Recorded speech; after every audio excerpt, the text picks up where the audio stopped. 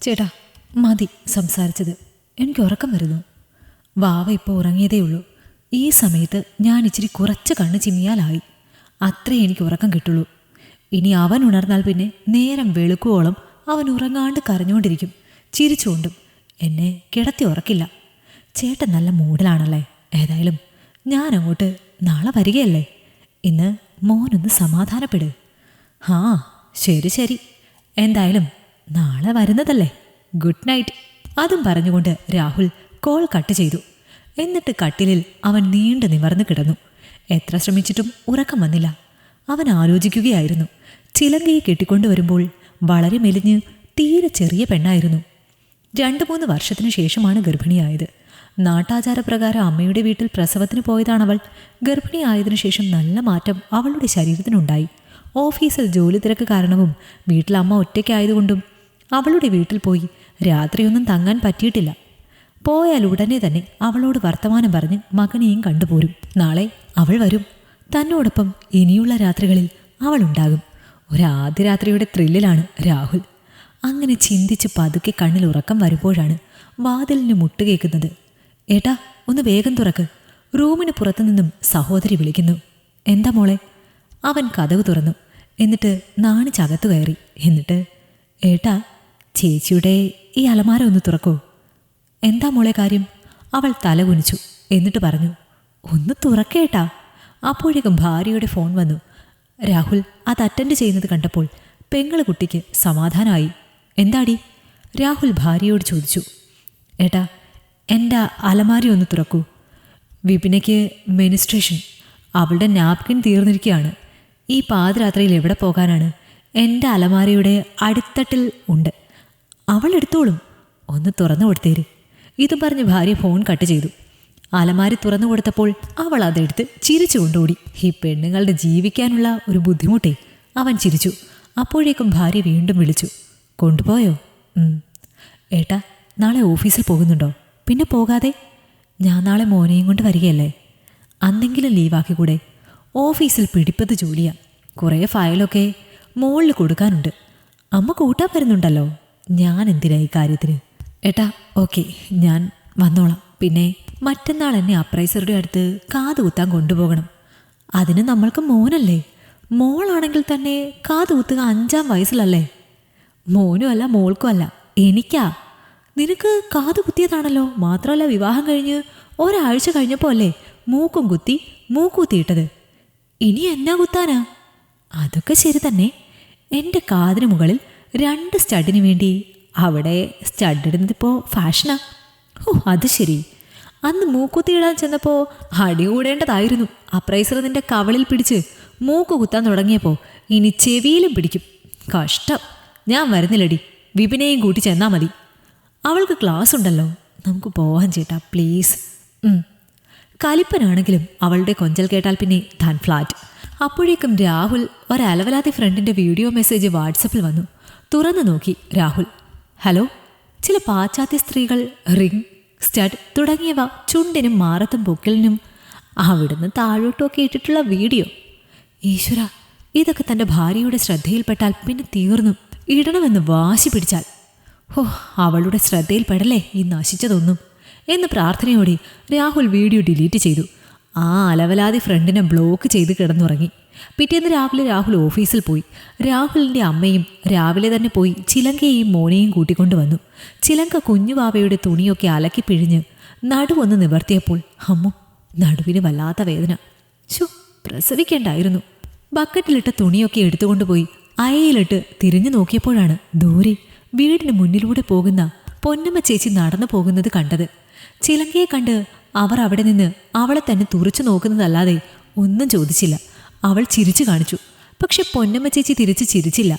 എന്തോ തന്നെ മനസ്സിലായി കാണില്ല എന്ന് ചിലങ്കയ്ക്ക് തോന്നി. ബക്കറ്റൊക്കെ എടുത്ത് കഴുകി വെച്ച് അവൾ നേരെ വീടിനകത്തേക്ക് കയറിപ്പോയി. നേരെ വാവയെ കിടത്തിയ ബെഡ്റൂമിലേക്ക് പോയി. എന്താ കുഞ്ഞാവേ, മോനിങ്കം കഴിക്കണ്ടേ? ഇതെന്തൊരുറക്കാ? അമ്മയുടെ കൊഞ്ചിക്കൊണ്ടുള്ള ശബ്ദം കേട്ട് കുഞ്ഞുവാവ ഉണർന്നു. അവൻ ഉണർന്ന് അവൻ്റെ ഉണ്ട കണ്ണുകൊണ്ട് അമ്മയെ തുറച്ചു നോക്കി. പിന്നെ 2 കാലുകളും ഇട്ട് ഇളക്കി ചുരുട്ടിപ്പിടിച്ച 2 കൈയും മേലോട്ടുയർത്തി ഒന്ന് മൂരി നിവർന്ന് അമ്മയെ നോക്കി ഒരിളം ചിരി ചിരിച്ചു. അവൻ്റെ ചിരി കണ്ടപ്പോൾ അമ്മയും തലയാട്ടി ചിരിച്ചു. അവൻ അമ്മയെ തുറിച്ചു നോക്കിയിട്ട് പിന്നെ അടഞ്ഞു വരുന്ന കണ്ണുകൾ പെട്ടെന്ന് പതിയെ അടഞ്ഞുറക്കത്തിലേക്ക് പോയി. മോൻ്റെ ഉറക്കം തെളിഞ്ഞിട്ടില്ല. ചിലങ്കയ്ക്ക് മനസ്സിലായി. ഉറങ്ങിക്കോ, നിനക്കിപ്പോഴാണ് രാത്രി അല്ലേ? എന്നിട്ട് വേണം പാവം ഈ അമ്മയെ രാത്രി കിടത്തി ഉറക്കാതിരിക്കാൻ. അല്ലേടാ കള്ള, അതിനു വേണ്ടിയിട്ടല്ലേ നിന്റെ ഈ പകലുറക്കം? കൊച്ചു തെമ്മാടി. അപ്പോഴേക്കും വൈബ്രേഷൻ മോഡിലുള്ള അവളുടെ മൊബൈൽ ഫോൺ റിങ് ചെയ്തു. ഫോൺ എടുത്ത് നോക്കി. രാഹുലേട്ടനെ ഓഫീസിൽ നിന്നും വിളിക്കുന്നതാണ്. അവൾ കോൾ എടുത്തു. അയ്യോ, വീഡിയോ കോളിലാണല്ലോ. എന്താ, നിനക്ക് വീഡിയോ കോളിൽ വന്നൂടെ? നീ എത്തിയോ വീട്ടിൽ? ഞാൻ 10 മണിക്ക് എത്തിച്ചേട്ടാ. മോൻ എന്ത് ചെയ്യാണ്? ദേ നോക്ക്, അവൻ എന്നത്തെയും പോലെ തൊട്ടിൽ സുഖമായി ഉറങ്ങുകയാണ്. അറിയാലോ, അവനിപ്പോൾ രാത്രിയാണ്. ഇനി നമ്മളൊക്കെ ഉറങ്ങുമ്പോൾ ഒരു 10 മണിയാകുമ്പോൾ അവൻ ഉഷാറാകും. പിന്നെ നേരം വെളുക്കും വരെ ചിരിയും കളിയും കരച്ചിലും പാല് കുടിക്കലും. ഈ അമ്മച്ചി ഇച്ചിരി നേരം പോലും കിടത്തി ഉറക്കൂല. കുറേ നാളായില്ലേ ഏട്ടൻ രാത്രി സുഖമായിട്ട് കിടന്നുറങ്ങുന്നത്. ഇനി ഏതായാലും കുറച്ച് അവൻ്റെ കലാപരിപാടി കണ്ട് അനുഭവിക്ക്. ഞാൻ മൈൻഡ് ചെയ്യില്ല. ഇനി വേണം എനിക്ക് സ്വസ്ഥമായി സുഖമായി കിടന്നുറങ്ങാൻ. നിങ്ങൾ അച്ഛനും മോനും എന്താന്ന് വെച്ചാൽ ചെയ്തു. അതും പറഞ്ഞുകൊണ്ട് ചിലങ്ക വീഡിയോ കോളിൻ്റെ ക്യാമറ തൊട്ടിലിൽ കിടന്നുറങ്ങുന്ന കുഞ്ഞുവാവയുടെ നേരെ പിടിച്ചു. അവനെ രാഹുലിന് കാണിച്ചു. അത് കേട്ട് രാഹുൽ ചിരിച്ചു. ഞാൻ ഊണ് കഴിച്ചിട്ട് വിളിക്കാം. ഇപ്പോൾ ലഞ്ച് ടൈമല്ലേ, നീ വല്ലതും കഴിച്ചോ? അമ്മ എവിടെയാണുള്ളത്? അമ്മ അടുക്കളയിലുണ്ട്. ഞങ്ങൾ രണ്ടുപേരും ഫുഡ് റെഡിയാക്കി. അതിനുശേഷം മുഷിഞ്ഞ മോൻ്റെ ഉടുപ്പുകളൊക്കെ അലക്കി ഉണക്കാനിട്ടു. ഇപ്പോൾ അകത്ത് കയറി വന്നതേ ഉള്ളൂ. എങ്കിൽ ശരി, വെക്കട്ടെ. രാഹുൽ ഫോൺ വെച്ചു. ചിലങ്ക അടുക്കളയിലേക്ക് ചെന്നു. രാഹുൽ വൈകിട്ട് ഓഫീസ് കഴിഞ്ഞ് വീടിനടുത്തുള്ള കവലയിൽ ബസ് ഇറങ്ങി. ബാലേട്ടൻ്റെ സ്റ്റേഷനറി സ്റ്റോറിൽ നിന്നും അമ്മ രാവിലെ നൽകിയ ലിസ്റ്റ് പ്രകാരമുള്ള സാധനങ്ങൾ വാങ്ങി പുറത്തേക്ക് ഇറങ്ങവെയാണ് പൊന്നമ്മ ചേച്ചിയെ കണ്ടത്. അല്ല, രാഹുൽ മോനാണോ? എടാ, നിന്റെ വീട്ടിൽ ആരാണൊരു പെണ്ണ്? അത് ചിലങ്ക, എൻ്റെ ഭാര്യ. ചിലങ്ക പെറ്റണീറ്റ് വന്നോ?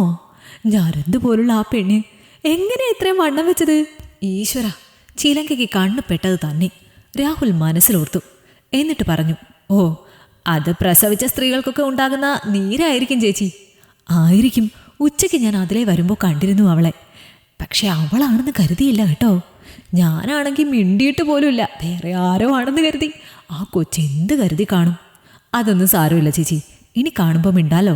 അതും പറഞ്ഞ് രാഹുൽ വീട്ടിലേക്ക് നടന്നു.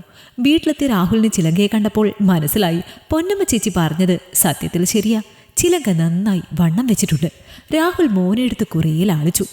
അന്ന് രാത്രിയിൽ അവൻ അവളോട് പറഞ്ഞു, സത്യത്തിൽ എനിക്കിന്ന് ആദ്യ രാത്രിയാ. അതെന്താ? അന്നത്തെ ആദ്യ രാത്രിയിൽ പൊന്നമ്മ ചേച്ചി പറഞ്ഞതുപോലെ വെറുമൊരു ഞരന്ത് പെണ്ണായിരുന്നല്ലോ നീ. ശരിക്കും വേറൊരു പെണ്ണായിട്ടുണ്ട്. ആണോ? അവൾ മുഖം പൊത്തി ചോദിച്ചു. പിന്നെ ഒരു കാര്യം, എൻ്റെ കാതിന് സ്റ്റഡ് കുത്തിത്തരണം കേട്ടോ. അവൻ മൂളി. ചേട്ടാ, ഇന്ന് എന്താണാവോ വാവ ഉറങ്ങുകയാണ്. നിങ്ങളുടെ ഭാഗ്യം. ആണടി. അവനെ അപ്പൻ്റെ മനസ്സറിയാം. ഈ അപ്പൻ എത്ര നാളായി അമ്മയെ കണ്ടിട്ട്. അതുകൊണ്ട് അവൻ ഉറങ്ങുന്നത്. വാ.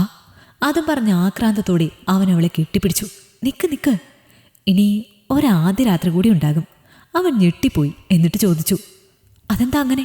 അവൾ മൊബൈൽ ഫോണിൽ നിന്നും തടിച്ച് പൊണ്ണത്തടിയായ അവളുടെ അമ്മയുടെ ഇമേജ് കാണിച്ചു പറഞ്ഞു, ഇതാണ് ഞങ്ങളുടെ കുടുംബത്തിൽ പാരമ്പര്യമായിട്ട് വാർദ്ധക്യത്തിലെത്തുമ്പോഴേക്കും ഞങ്ങൾ സ്ത്രീകൾക്കുണ്ടാകുന്ന രൂപം. ഇനി ഈ ഒരു സ്ത്രീയെ കൂടി കാണേണ്ടി വരും എന്നിൽ. രാഹുൽ അത് കണ്ട് പൊട്ടിച്ചിരിച്ചു. തലയിൽ കൈവച്ചുപോയി. ഈ കഥ നിങ്ങൾക്കിഷ്ടമായെങ്കിൽ ലൈക്ക് ചെയ്യൂ. നിങ്ങളുടെ അഭിപ്രായങ്ങൾ കമന്റായി രേഖപ്പെടുത്തൂ. കൂടുതൽ കഥകൾ കേൾക്കാൻ ഈ ചാനൽ സബ്സ്ക്രൈബ് ചെയ്യൂ.